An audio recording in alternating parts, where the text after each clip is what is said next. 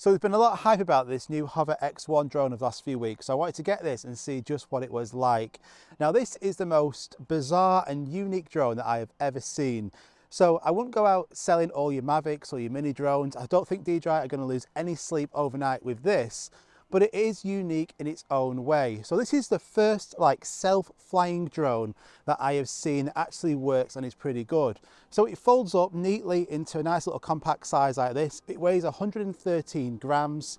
And basically think of this like quick shots and tracking all in one. You don't even need a controller to fly this. So I'm going to show you some of the features now. We'll talk about the spec at the end of the video and we'll see what this is like. So if you actually look at the Hover X1, so you'll notice that it just folds out here, so super easy to get this going. It's nice and lightweight, so you could just put this in your pockets. You don't need any other accessories with this. You could literally just take this with you. It works with this and your phone, but basically you could just go to a location with this and get some shots. It's pretty incredible. But if you just look here now, we're just going to open it up. You'll notice that the propellers are inside of the frame here. So there's no chance of these hitting something or hitting you, somebody else. And because it is so lightweight, even if it hits something like this tree over here, the chances of it doing much damage are really slim because it is super lightweight. Now on the front of it here, this is where you're going to access the different modes. So I'm going to show you some of the different quick shot modes here, and then we'll do some tracking shots, getting it to see what it's like tracking me, walking and on a bike. And the video quality, it's not going to be 4K, this is not going to be like the Mavic 3 Pro quality at all, but it does film in 2.7K in 30, do have 60 FPS as well. So let's just see what it's like and let's show you the first hover and quick shot. Okay, so now it's currently in hover mode. So all I would do is just have this drone facing me, and then you actually press the button on the top, and then the drone will now hover in place after this countdown, and it will just hover like this. And you can see now it is fairly windy today, but it is pretty stable. A downside to a drone like this, weighing 125 grams, is that it's not going to be great in the wind. But it just hovers in place, you put your hand underneath it, and then it will notice that it will just land on my hand. So the next one is, if we just look here, so that's hover, that's the first one. And if we just press this button now, that's going to be zoom out. So if I put it on my hand again, press the button to activate it, and it's now just going to go to 5 feet and continue to zoom out. Now, as it's zooming out, it's also recording as well. So it's got internal memory built into it. So it's just going to completely now, all on its own, autonomously, zoom out, all on its own, filming me. It's pretty cool, isn't it? Okay, so that zoom out there was 5 feet. But if I just press this button now, I can actually change it. So that now changes to 10 feet. 20 feet.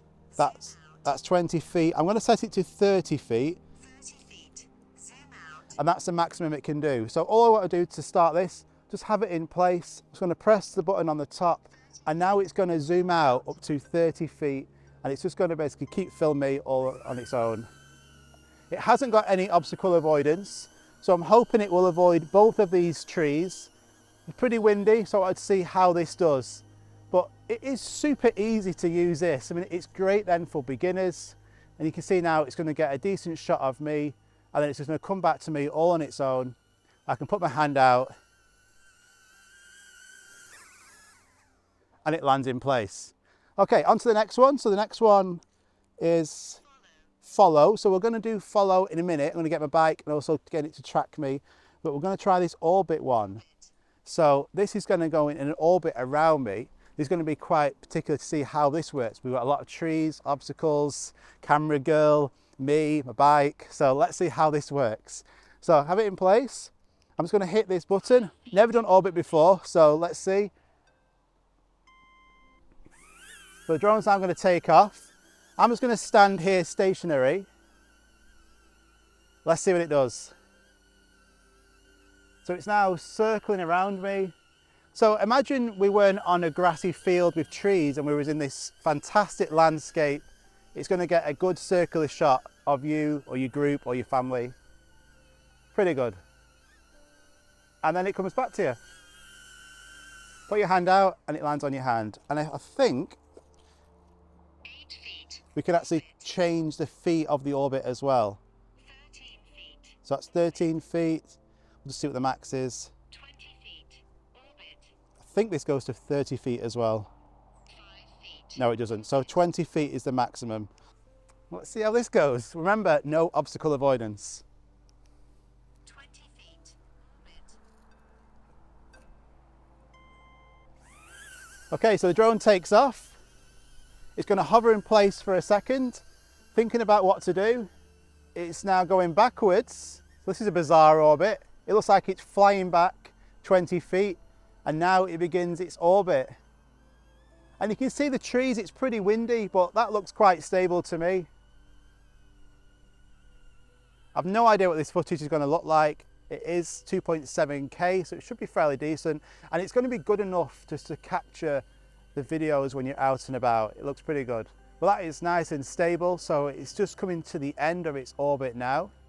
It's avoided all of these trees and bushes. So that looks like it's come to the end now, and now it should come back to me. Looks like it is. It's coming back. And it's great that I've not even had to use any controllers, not use my phone, all on the drone itself. Put my hand out. And there we go, pretty good. So one more quick shot. So this is bird's eye. So this is where the drone's just going to go and fly straight up. So if it's going to actually fly away and be taken by the wind, it's probably going to be in this quick shot. Let's try it out. 16 feet. It's going to go 16 feet up, which is not very high. And now it goes up. I can see the camera is tilting down, and you can just get a shot above you here. A lovely shot of me and the grass in this brilliant location.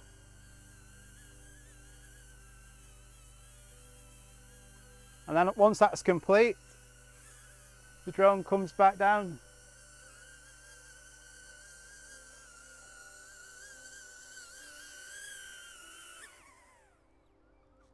Voila, pretty good. And then you can just fold that away, turn it off, put it in your pocket, and you've got some quick shots. But the last thing I want to check now is the tracking on here. So this is not going to be active track 5. It's not going to have tracking like the DJI drones. But if you can just track me from the back and from the front and get fairly good shots, then that's going to be good enough. Let's try it out. Okay, so now in tracking mode. So let's just see. So yeah, as I'm moving around, the drone is tracking me. So if I walk this way, the drone should also be tracking me as well. And it is. If I turn round, it's now stopped. If I walk back towards the drone, it's getting pretty close. It doesn't like that.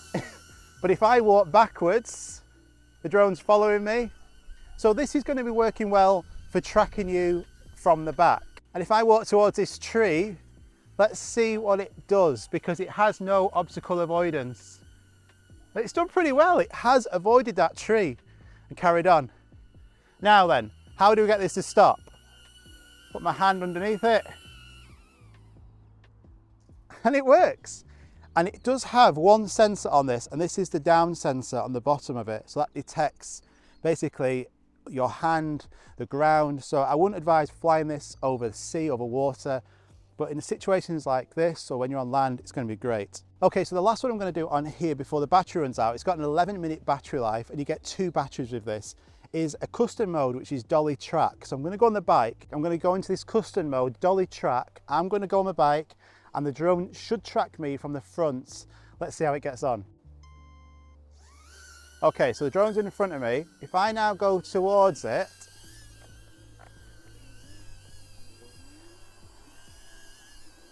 so the drone is going backwards now, and it's tracking me from the front. It's not super happy, blowing around a bit all over the place. So it is struggling a bit. We've got a tree here, it's gonna hit a tree. No, it's avoided the tree. It's now tracking me from the side. I'll just go this way. It should now switch, and it should now be following me from the back. And it is. And it's keeping up all right. So it's able to get tracking shots as well. And I'm going pretty fast now, and it's following me fine. So let's just do a bit of a figure of 8 here and see how it handles this. If it doesn't crash, this is a bonus. So overall, what do I think about the Hover X1 drone? Well, it's not going to compete with DJI or Skydio or Autel. It's a drone in its own way, really. So this is completely different from all the other drones. You don't need a controller to fly this. It's a drone which you can just pick up, unfold this and get some quick shots and tracking shots in different locations that you're in on your trips, and that's great. It's also great if you've never flown a drone before, you've got no experience, or you want a drone just for your kids. Super easy to use. You can see all these shots I've been able to get today just by pressing a button, and it just takes off and does it all automatically. So if you want to go and check this out, I'm going to link it all at the top of the description. Let me know what you think about this drone. Thanks so much for watching, and I'll see you on the next one. Bye bye.